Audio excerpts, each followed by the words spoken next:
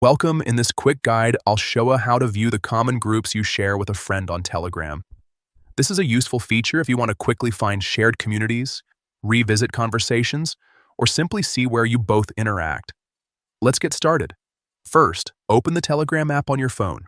Make sure you're logged into your account and on the main screen where all your chats are visible.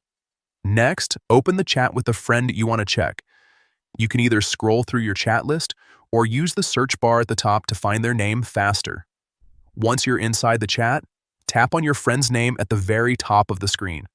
This will open their profile page where you can see more details and options related to your contact.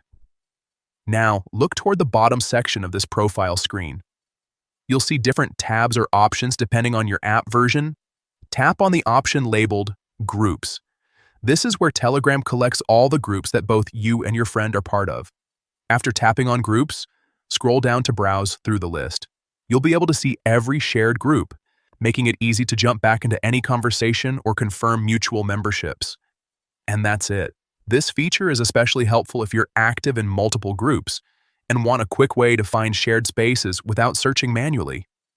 If this helped you, make sure to check out more tips and tutorials to get the most out of Telegram.